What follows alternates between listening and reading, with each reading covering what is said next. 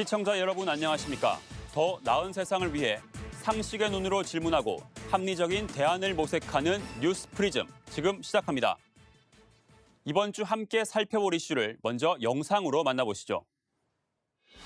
여러 부동산 대책이 나왔지만 집값 오름세는 좀처럼 꺾이지 않고 있습니다. 지난해 집값은 14년 만에 가장 뜨겁게 달아올랐습니다.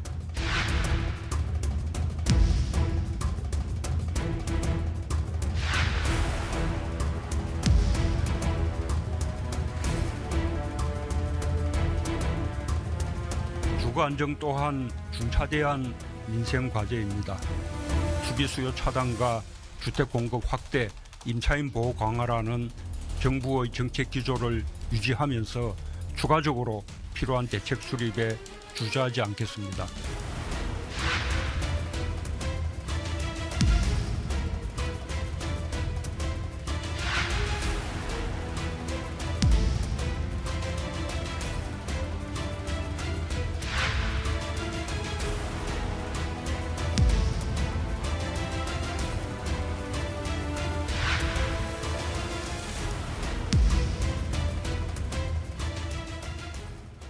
올해도 이 부동산 아주 뜨거운 주제가 될 것 같습니다.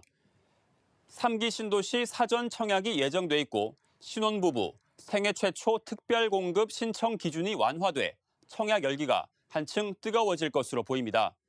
무주택 서민들이 올해는 내 집 마련의 꿈을 이룰 수 있을까요? 신현정 기자가 시장 반응을 들어봤습니다. 새해에는 내 집 마련을 소망하시는 분들 많으실 겁니다. 하지만 집값이 언제 안정될지는 미지수입니다. 코로나19로 경기가 크게 가라앉은 지난해에도 서울의 아파트 값은 13%나 올랐습니다. 부동산 시장은 말 그대로 광풍입니다. 연소득이 3분의 2인 중위계층이 서울에서 중간 가격대 집을 사려면 소득을 한 푼도 안 쓰고 15.6년간 저축해야 한다는 통계도 있습니다. 모아놓은 돈으로 내 집 마련이 어려워지면서 대출 등을 받아 자금을 조달해 집을 사는 영끌 현상까지 생겼는데 이마저도 대출 규제에 막혀버렸습니다. 대출이 얼마 전까지만 해도 좀 많이 나왔던 걸로 기억을 하는데요. 요새는 대출조차도 안 나오니까 뭐 연끌을 하고 싶어도 할 수 없는 실정이 된 것 같습니다. 집을 소유한다는 것 자체가 좀 말이 안 되는 시국이 되지 않았나. 수요는 자연스럽게 분양시장으로 몰렸습니다. 지난해 11월 말 기준 청약통장 가입자는 2,700만 명을 넘어 국내 인구의 절반에 이릅니다. 이에 정부가 오는 7월 3기 신도시 사전 청약을 받고 신혼부부와 생애 최초 특별공급 일부 물량에 대해 신청 소득 기준을 완화하는 등 공급 대책에 나섰지만 당첨의 문턱은 여전히 높습니다. 서울권 밖으로 찾아볼 수밖에 신도시도 알아보고 있긴 한데 경쟁률이 워낙 치열해가지고 그런데도 요즘 어딜 가나 많이 경쟁이 세다 들어서 많이 쉽지 않는 상황인 것 같아요. 실제로 지난달 서울 은평구 아파트의 계약 취소분 한 가구 모집에 무려 29만 8천 명이 몰렸습니다. 3기 신도시 청약 일정 알림 서비스에 등록한 사람만 30만 명이 넘습니다. 청약을 하는 이유가 내가 들어가서 살겠다 이런 개념보다는 청약하고 입주할 때 되면 2배로 올라가 있습니다. 시세가. 누구나 욕심이 나고 누구나 쳐다볼 수밖에 없는 상황이잖아요. 잇따른 대책에도 시장 내 불안은 여전한 상황. 결국 새해에도 내 집 마련의 꿈을 이루기는 쉽지 않을 것이라는 관측이 나오고 있습니다. 연합뉴스TV 신현정입니다. 이 부동산 참 풀기 어려운 숙제입니다. 집이 있는 사람 입장에선 집값이 적당히 오르길 바라고 반대로 집이 없는 사람은 내려가길 바랄 테니 모두를 만족시키는 정책을 내놓기 어려운 영역입니다. 정부 정책이 원하는 결과를 만들지 못하는 경우도 태반입니다. 최근 부동산 시장에서 가장 많이 들을 수 있는 말이 벼락거지라고 합니다. 졸지에 거지가 됐다는 뜻인데요. 사촌이 땅을 사면 배가 아프다고 하죠. 집 산 사람은 부자가 됐는데 못 산 사람은 상대적으로 자산이 줄어드는 효과가 났다는 뜻입니다. 전세 물량이 줄어 전세값이 올라가면서 돈 구하려고 애먹은 렌트 푸어도 줄줄이 생겨나고 있습니다. 10년 전만 해도 하우스 푸어란 말이 유행했죠. 대출받아 집을 샀는데 주택 구매 심리가 위축되면서 집값이 떨어져 집을 팔고 싶어도 팔 수 없는 사람들이 많았는데 지금 시장 분위기 그때와 정반대입니다. 같은 맥락에서 패닉 바잉, 영끌이라는 말도 나왔습니다. 집값이 자꾸 오르니까 불안감에 집을 사러 부동산으로 달려가는 현상을 말합니다. 영끌, 영혼까지 빚을 끌어모아 매수 시장에 뛰어드는 거죠.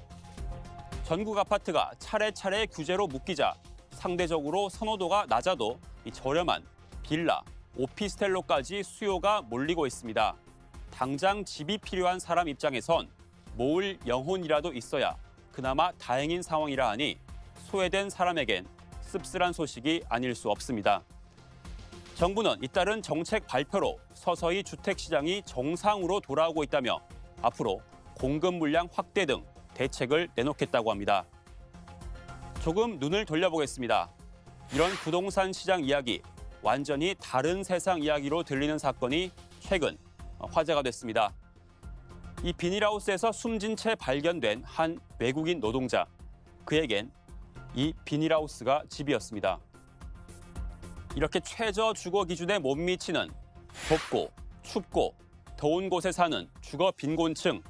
통계로 확인된 것만 228만 가구입니다. 실제로는 더 많겠죠.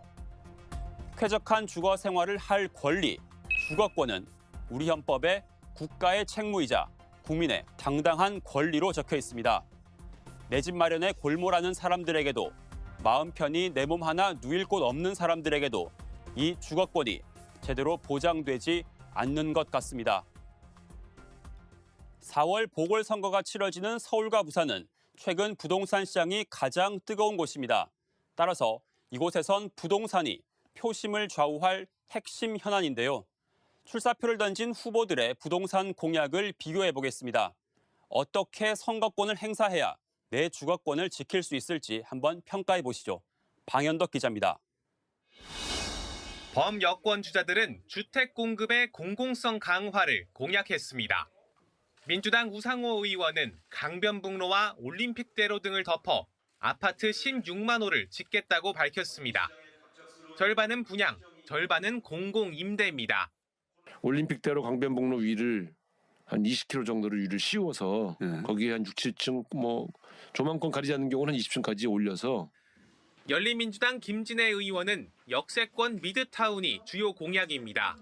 도시철도망을 확대하고 주요 역세권에 상업, 업무, 주거 복합 공간을 짓겠다는 겁니다. 집주 밀착이 가능한 미타운을 조성하고 큰 집과 작은 집, 자가와 민간임대, 공공임대가 어우러진 소셜 믹스를 실현해서 출마를 고심 중인 박영선 중소벤처기업부 장관은 발언을 삼가고 있는데 그간 전세를 4년으로 늘리는 임대차 보호법을 발의하고 강남 재건축 허가를 비판해온 점에서 현 정부와 유사한 기조로 보입니다. 범야권 주자들은 공급 확대와 규제 완화에 방점이 찍혔습니다. 야권 지지율 선두 국민의당 안철수 대표는 일단 과도한 재개발 규제 완화를 예고했습니다. 당연하다고 생각을 하고 있습니다. 중앙정부에서 맡은 부분에 대해서는 싸워서라도 관철을 할 생각입니다.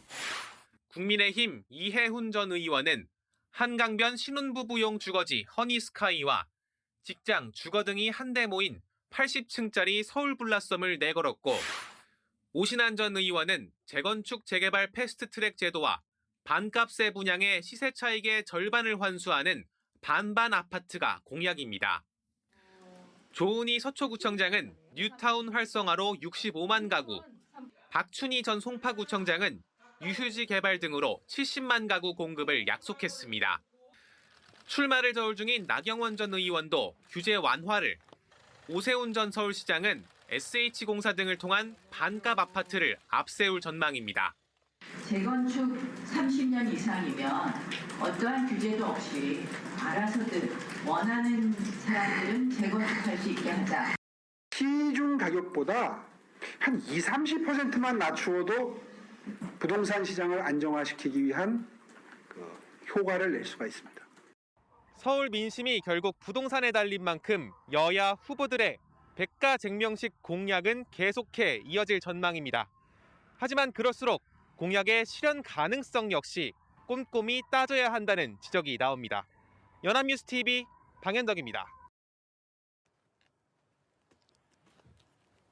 청와대는 최근 국토교통부 수장을 김현미 전 장관에서 변창흠 장관으로 교체했습니다. 아무것도 안 하는 게 가장 효과적인 대책이란 말이 나올 정도로 팽배한 불신을 만회해보겠다는 의지인데 올해 부동산 정책 어떤 방향으로 갈지 이재동 기자가 분석했습니다. 변창흠 국토부 장관이 다음 달 설 명절 전에 내놓겠다고 밝힌 공급 대책, 이렇게 요약됩니다. 역세권과 중부업지역, 저층 주거지 등을 효과적으로 활용한다면 서울 도심에서도 충분한 양의 주택을 공급할 수 있습니다. 이들 지역에서 주차장이나 일조권 등의 규제를 과감히 걷어내고 용적률을 대폭 높인 고층 아파트 촘촘히 세우겠다는 겁니다.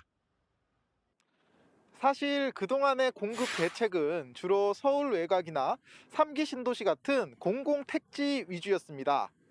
정부의 정책 의지만 있다면 공급이 대부분 확실히 보장이 된다는 얘기죠. 하지만 변 장관이 예고한 이번 대책은 서울 도심의, 그것도 민간이 보유한 땅에 집을 지어야 합니다. 관건은 토지 주택 소유주를 개발 사업에 끌어들일 만한 충분한 인센티브를 제시할 수 있느냐입니다. 이미 공공이 시행에 참여해 개발 이익의 적정 배분 원칙을 밝힌 상황에서 다양한 이해관계자들을 단기간 안에 설득시켜야 합니다. 어느 수요자나 원하는 위치와 가격, 품질을 만족시켜야 하는 것도 전제 조건입니다. 전문가들은 정부 방향에 공감을 나타내면서도 역대급으로 어려운 공급 대책이 될 것이라고 전망합니다. 용적률만 높여주는 게 아니라 주민들도 납득할 수 있고 그 주변에서도 화답할 수 있는 그러한 대책이 돼야 된다는 거예요. 그렇지 않고 정부가 일반적으로 막 끌고만 간다고 한다면 상당한 부분에 정부의 재정에 투입하게 될 텐데 결국 세금이거든요. 정부도 이 같은 우려 잘 알고 있습니다. 그래서일까요? 최근 관계기관과 간담회를 연 변 장관은 공공주도 공급과 임대주택 확대 기조의 일부 변화 가능성을 내비쳤습니다. 새로 공급되는 주택은 국민들이 분양주택을 많이 원하기 때문에 이 분양주택을 위주로 하되 이 소비자 선택권을 위해서 공공자가주택이나 공공임대주택도 입지 여건에 따라서 혼합 공급이 가능하지 않을까. 막대한 유동성에 집값과 전세값이 모두 불안한 상황에서 정부가 이번에는 어떤 대책을 내놓을지 시장은 의구심을 거두지 않고 있습니다. 연합뉴스TV 이재동입니다. 몇 년 전 유행한 지옥고라는 단어 기억하십니까? 반지하, 옥탑방, 고시원을 줄인 말입니다. 모두 열악한 주거 환경을 상징하는 공간들이죠. 이 지옥고는 여전히 해결되지 않은 채 부동산 담론은 영끌로 넘어갔습니다. 심화하는 부동산 양극화, 정부 당국이 풀어야 할 숙제도 점점 늘어나고 있습니다. 주거 약자들이 마음 편히 생활할 수 있고 서민들의 내 집 마련 꿈이 이루어지도록 뉴스 프리즘이 지켜보겠습니다. 저희가 이번 주 준비한 내용은 여기까지입니다. 시청해주신 여러분 고맙습니다.